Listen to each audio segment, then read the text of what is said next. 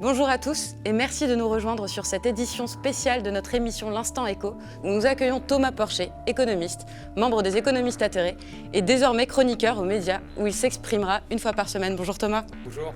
Aujourd'hui nous évoquerons 3 sujets. La génération du baby-boom de l'an 2000 est-elle une génération sacrifiée ? La question se pose quand on observe la détresse psychosociale chez les jeunes, la catastrophe de la gestion des universités lors de la crise sanitaire, l'explosion des suicides chez les plus jeunes et le désarroi des étudiants privés de liens sociaux. Le démantèlement d'EDF, projet vertement critiqué par les syndicats, ainsi que de nombreuses personnalités politiques attachées au service public. En effet, le géant français de l'électricité subit les pressions de la Commission européenne avec son projet Hercule qui prévoit de le démanteler en 3 sociétés. Une partie nucléaire, une autre hydraulique et une dernière consacrée aux énergies renouvelables. Faut-il annuler la dette ? Pour Marine Le Pen, présidente du Rassemblement national, la réponse est non. En effet, le 21 février dernier, elle déclarait dans un entretien sur l'Opinion qu'il fallait rembourser la dette puisque, et je la cite, « à partir du moment où un État souverain fait appel à une source de financement, sa parole se doit d'être d'airain ». Mais avant tout, quelques images du désarroi de ce qu'on appelle la génération sacrifiée, en tout cas d'une grande partie de la jeunesse française, qui plonge peu à peu dans la détresse et la précarité.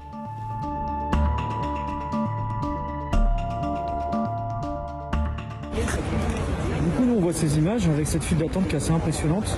Ouais. C'est quelque chose qui est inédit. Ça illustre la précarité aujourd'hui des étudiants. Ah, c'est terrible, ce qui se passe maintenant, c'est terrible, vous voyez. J'avoue que déjà je fais du babysitting pour pouvoir me permettre de vivre un peu parce que du coup mes parents ils m'ont pas du tout donné de sous pour vivre ici. Après ils me payent le loyer, donc c'est déjà ça. Mais il faut que je me débrouille tout seul, donc c'est vrai que il y avait des moments où j'étais un peu en mode que faire. Mais du coup ça c'est pratique parce que j'y viens une semaine sur 2, les semaines où j'ai pas mon babysitting, comme ça me permet de me nourrir pendant une semaine. C'est dans la résidence universitaire Jussieu à Villeurbanne qu'un jeune homme a sauté d'une fenêtre du 5e étage ce vendredi soir. Actuellement hospitalisé avec un pronostic vital engagé, personne n'a pu anticiper l'acte de détresse de cet étudiant en première année de master de droit à l'université Lyon 3. Résistance! Encore une fois! Résistance! C'est un sujet qui inquiète, après ces images terribles de ces jeunes étudiants. Une détresse mise en lumière par la crise sanitaire que nous traversons. Et moi j'ai une question, Thomas. Est-ce qu'on peut dire que c'est cette situation sanitaire qui a créé cette situation pour les jeunes, où il y avait des signes avant-coureurs ? Alors, quand on regarde le contexte macroéconomique, on se rend compte que cette génération a vécu la majeure partie de sa vie dans la crise. La réalité, c'est ça. On a eu la crise de 2008, qui était une crise financière qui venait des États-Unis, qui s'est transformée rapidement en crise de la zone euro à cause de mauvais choix de politique économique et qui a fait qu'on a perdu quasiment une décennie pour se remettre de cette crise. C'est-à-dire que des jeunes qui ont 20 ans aujourd'hui ont vécu de 10 à 20 ans dans une économie qui était en déficit d'emploi. Vous savez, 10 ans après la crise de 2007, en 2017, il y avait toujours 1,5 million de chômeurs en plus par rapport à 2007. Donc ces jeunes ont grandi dans une France en crise. Et là, la crise sanitaire arrive, qui arrête complètement l'économie avec les drames qu'on a vus dans votre reportage. Et il va y avoir ensuite la réponse à cette crise sanitaire. Et moi, j'ai bien peur qu'on nous refasse le coup de 2008 en faisant un tournant austéritaire, ce qui replongerait l'économie dans 10 ans d'une croissance morose ou d'une crise supplémentaire. Ça veut dire que les jeunes auront vécu, des jeunes qui auront 30 ans dans 10 ans, auront vécu 20 ans de leur vie dans la crise. Donc ça, c'est le contexte macroéconomique. Maintenant, quand on regarde la situation actuelle des jeunes, qui est dramatique, il va falloir trouver des mesures à mettre en place pour sortir ces jeunes de la pauvreté. Et là, il y a un certain nombre de possibilités. Il y a par exemple le déploiement du RSA pour les jeunes qui sont au chômage, en dehors des étudiants, je parle. C'est une mesure qui coûterait 5 milliards. Donc là, je parle vraiment des jeunes qui perdent leur emploi. C'est un tiers des jeunes qui ne sont pas en études qui ont perdu leur emploi. Et puis après, on pourrait créer une allocation universelle aussi pour les jeunes étudiants. Idem, de manière provisoire. Ça coûterait, je veux dire, donner aujourd'hui 400 euros à tous les étudiants. Après, on peut moduler ça, donner plus à ceux qui sont plus pauvres et moins à ceux qui ont des parents riches qui peuvent subvenir à leurs besoins. Mais en moyenne, 400 euros aux 2,7 millions d'étudiants que compte la France, c'est une enveloppe de 12 milliards. 12 milliards sur un plan de relance à 100 milliards. 12 milliards, c'est à peu près l'équivalent de la baisse des impôts de production qu'on a offert aux entreprises dans un contexte de crise. Enfin, je ne pense pas que ce soit le moment de négocier ça. Peut-être à un autre moment, on aurait pu le faire, mais là, ce n'était pas le moment. Vous donniez ça à des étudiants et vous leur permettiez d'avoir un souffle supplémentaire pour éviter qu'ils aillent à l'aide alimentaire. Donc, il y avait des choses à faire qui n'ont pas été faites. Le baby-boom des années 2000, finalement, est-ce qu'il y est pour quelque chose dans cette crise? Pas du tout. Alors certes, le vrai problème, c'est que la démographie a augmenté très fortement. La démographie a augmenté très fortement, elle a continué à augmenter, ce qui est plutôt une bonne nouvelle, hein. Moi je pense, parce qu'il y a beaucoup de pays en Europe qui vieillissent, comme l'Allemagne, et qui ont un vrai problème aujourd'hui de renouvellement, on va dire, de leur population. Nous, on n'avait pas ce problème-là. Mais l'économie n'a pas suivi. En PIB par habitant, vous avez encore aujourd'hui des zones qui sont plus pauvres qu'il y a 10 ans. C'est-à-dire qu'un enfant grandit dans les Hauts-de-France ou dans le Grand Est, grandit dans un environnement économique plus pauvre en réalité que 10 ou 15 ans avant. Donc non, c'est pas une question démographique, c'est vraiment une question de choix économique. Et là, encore une fois, je reviens un peu sur ce que j'ai dit, c'est ce plan de relance. C'est en fait un plan de compétitivité qui s'adresse qu'aux entreprises. Vous avez seulement 0,8% du plan, 0,8%, qui s'adresse aux ménages les plus pauvres. Vous avez pratiquement rien pour les étudiants. Alors il y a un plan jeune qui a été fait par le gouvernement qui donne 6 milliards, mais qui sont pareil des mécanismes basés sur la formation, sur le fait qu'on va permettre aux jeunes de trouver un emploi dans les entreprises. Mais ça, ce n'est pas valable dans une économie qui a perdu plus d'1 million d'emplois. Je vous le dis, il aurait fallu peut-être 15 milliards pour 17% de la population. Hein. Allez, 17% entre 15 et 29 ans. Hein. Donc allez, encore moins de ça. 17 milliards pour des gens qui se sont sacrifiés aujourd'hui, qui ont fait société, qui ont accepté de jouer le jeu pour que les personnes les plus âgées n'aillent pas en réanimation. C'est une réalité. Aujourd'hui, les jeunes, tout le monde le sait, vont moins en réanimation. Donc, ils ont joué le jeu et rien ne leur a été accordé. Et ça, c'est un vrai problème. Alors qu'ils ont un taux de pauvreté, un taux de précarité et un taux de chômage plus élevé que les autres parties de la population. Donc là, il y a un vrai problème pour moi. Il y a clairement eu un arbitrage qui a été fait en faveur des entreprises plutôt qu'en faveur de ces jeunes. Des investissements publics auraient dû être faits pour éviter justement cette crise. Alors déjà, en amont, oui, ça c'est clair. Ça que les 10 dernières années, si on a vu des investissements publics, peut-être qu'aujourd'hui l'université serait dans un meilleur état. Mais aujourd'hui, quand il y a une crise comme ça qui vous tombe dessus, qui n'était pas prévue, crise sanitaire, pour moi, il faut aller à l'essentiel. Il faut aller à ceux qui sont le plus impactés par cette crise. Et alors là, le gouvernement nous dit qu'il ne savait pas que les jeunes étaient impactés par cette crise, alors qu'il y avait des gros problèmes structurels depuis longtemps. Les chiffres étaient là. Avant même la crise, ils étaient plus affectés par le chômage et par la pauvreté que le reste de la population. C'était déjà le cas. Et il ne fallait pas être un génie pour se rendre compte que quand l'économie est à l'arrêt, un étudiant ne peut plus faire un job à mi-temps, ou quelqu'un qui ne fait plus d'études mais qui est jeune et qui a déjà du mal à trouver un emploi va être encore plus dans une situation de difficulté. Rappelons d'ailleurs qu'en mars 2020, 36% des étudiants salariés ont perdu leur emploi. Chaque année, 700 000 jeunes entrent sur le marché de l'emploi. Avec ce contexte de crise sanitaire, notre économie, est-ce qu'elle peut soutenir ces jeunes-là? Alors déjà, ça c'est intéressant ce que vous dites, vous avez raison de le rappeler. Il y a 700 000 jeunes qui rentrent sur le marché de l'emploi chaque année. Et là, le plan jeune du gouvernement, c'est de faire en sorte que ces jeunes-là, par la formation, par des mécanismes mis en place pour favoriser les entreprises qui embauchent ces jeunes, faire en sorte que ces jeunes trouvent un emploi. Pourquoi pas? Sauf que là, aujourd'hui, avec ces 700 000 jeunes qui arrivent sur le marché de l'emploi, vous avez eu en 2020 plus d'1 million d'emplois qui ont été détruits. Donc ils arrivent dans un contexte, dans une conjoncture économique qui détruit les emplois et qui n'en crée pas pour les accepter. Donc faire des mécanismes incitatifs, ça ne sert absolument à rien à ce moment-là. Donc là, de manière temporaire, il faut soutenir, il faut qu'ils survivent, où on accepte de les laisser comme ça, aller dans les aides alimentaires ou faire n'importe quel emploi à n'importe quel prix. Et on va se retrouver avec des gens, et c'est déjà le cas, qui ont fait 5 ans d'études ou 4 ans d'études, qui vont travailler dans des McDo. On ne peut pas avoir cet avenir-là pour un jeune. Donc il faut, pour réarmer justement cette force de travail face aux offres d'emploi et pour faire en sorte qu'elles puissent survivre, leur donner temporairement de l'argent, c'est tout. Pour qu'ils puissent survivre. Par le RSA pour ceux qui n'ont pas d'emploi, même si ce n'est pas encore suffisant. Le RSA, c'est un peu plus de 500 €. Le seuil de pauvreté, c'est 80% du revenu médian, c'est 1 000 €. Donc là, ce n'est pas suffisant, mais c'est déjà mieux que rien. Et cette allocation aussi destinée aux étudiants, c'est mieux que rien pour qu'ils puissent survivre. Voilà. 400 € en plus, je pense qu'aujourd'hui, tous les étudiants seraient contents de les avoir, enfin les étudiants en tous les cas les plus précaires. Et aujourd'hui, on refuse de faire ça, parce qu'on dit « si on fait ça, on va les… » J'entendais le patron du MEDEF qui disait « si on fait ça, on les incite à la paresse ». Non mais attendez, on est dans une crise là, tout est à l'arrêt. Il y a des millions d'emplois qui se sont arrêtés la première année. Il y a tous les jours, vous avez des dizaines de milliers de personnes qui sont jetées dans la précarité.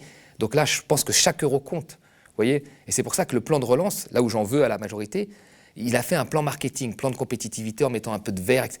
La question écologique, elle est très importante. Moi, je l'ai toujours défendue. Mais là, aujourd'hui, c'est la fin du monde tous les soirs pour un certain nombre des habitants en France. Donc le plan, en premier lieu, doit être un plan social, un plan de relance sociale. Et moi, j'aurais fait un plan en 2 temps. Plan de relance sociale pendant la crise sanitaire, dès qu'on sort de la crise sanitaire, plan de relance économique et écologique. Alors que la priorité devrait être d'investir dans les secteurs des énergies renouvelables, cela ne semble pas être le cas de la Commission européenne avec son projet Hercule, qui préfère investir dans le démantèlement du service public.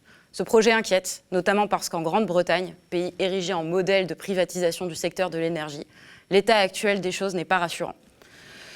J'ai une question, Thomas. Que prévoit exactement le projet Hercule ? Alors, le projet Hercule, pour moi, s'inscrit dans une longue tradition de démantèlement de nos industries en France, défendue par la Commission européenne. Donc là, qu'est-ce qui se passe ?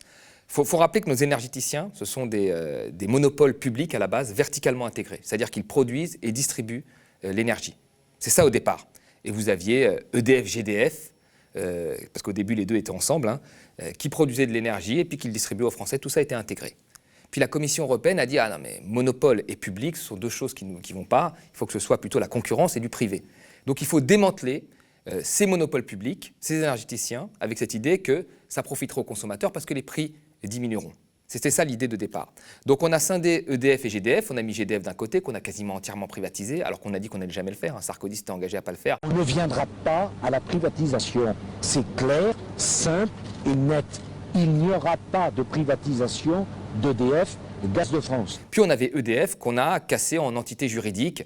On a fait en sorte que la production d'énergie se fasse d'un côté, que la distribution se fasse de l'autre. C'est comme ça que ça a commencé. Et là, on nous explique qu'on va prendre EDF et qu'on va en faire une partie publique qui gérera grosso modo le nucléaire et une partie privée qui s'occupera des énergies renouvelables.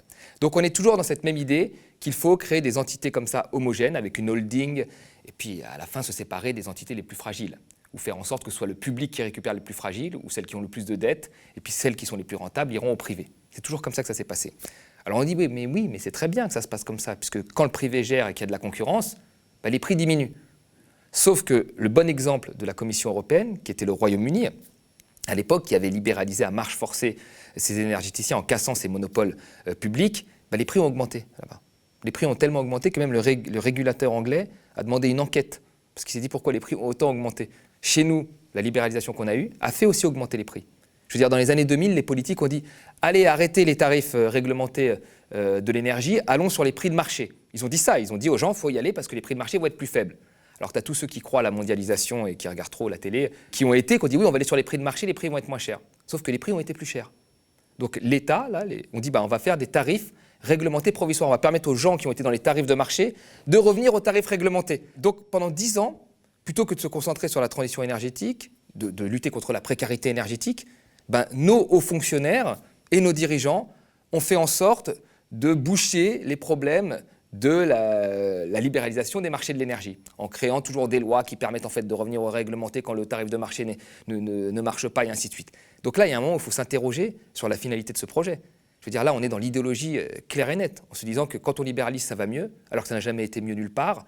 Et donc la vraie question aujourd'hui qui tourne autour d'EDF, c'est à partir de quel moment on fait d'une entreprise publique un vecteur de la transition énergétique.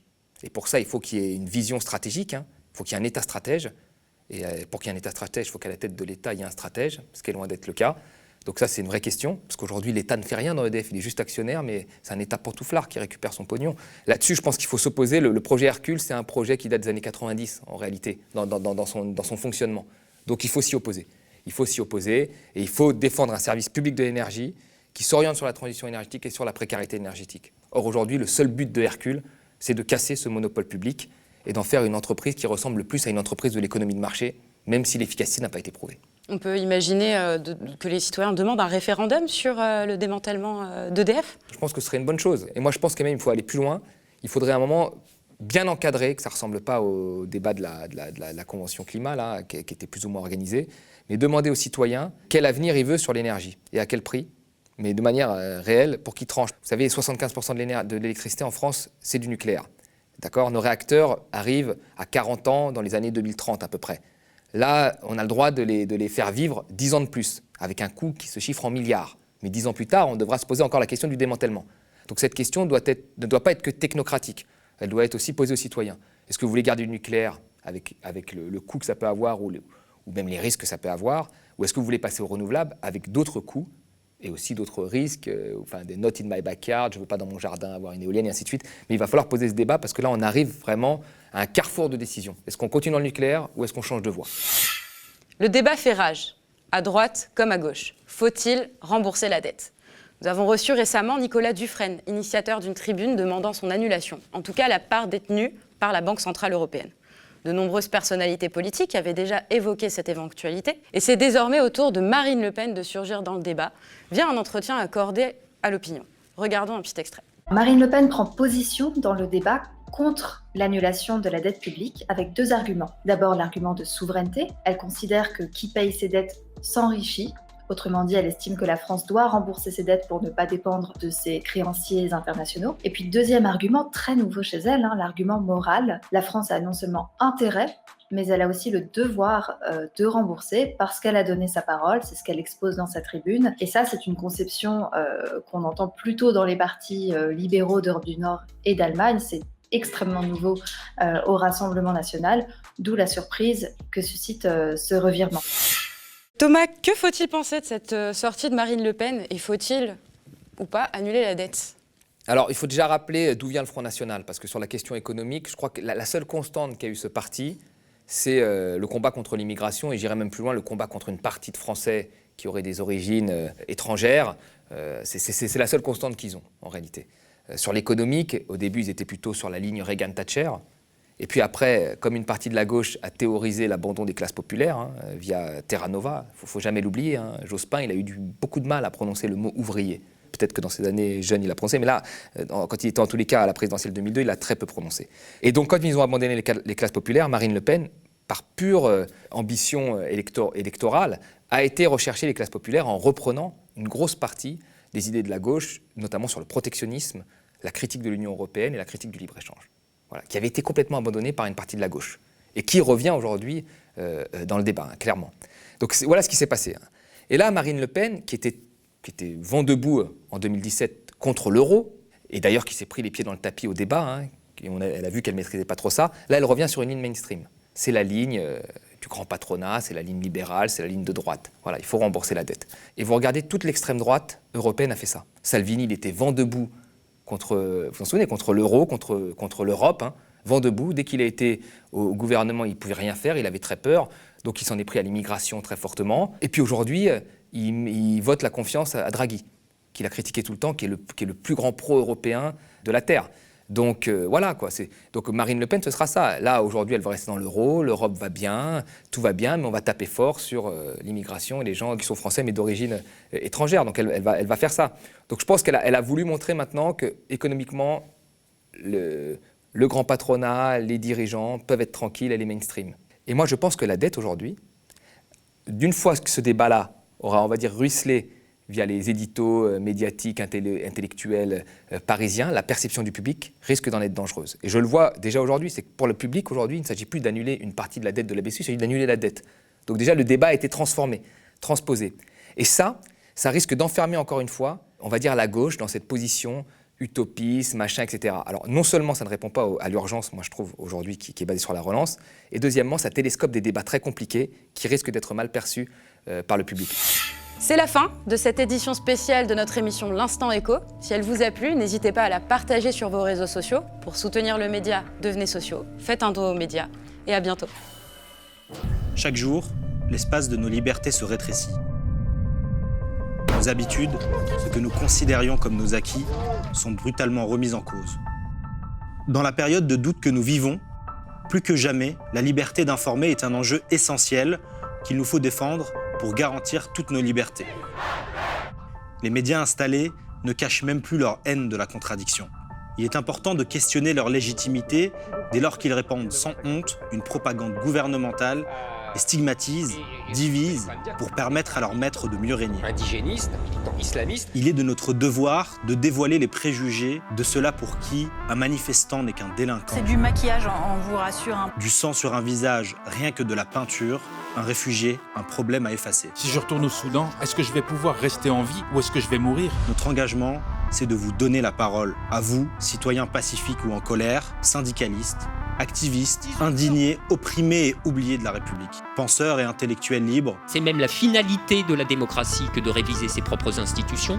Donc si on a une force armée qui les défend contre tout changement, c'est plus la démocratie. Vous tous qui avez une parole à défendre, parce que vous portez des valeurs, un idéal commun. Si le gouvernement français nous avait écoutés, on ne serait pas là aujourd'hui pour Cédric Chevia. Cela fait 3 ans que nous avons décidé de construire une alternative aux médias des milliardaires.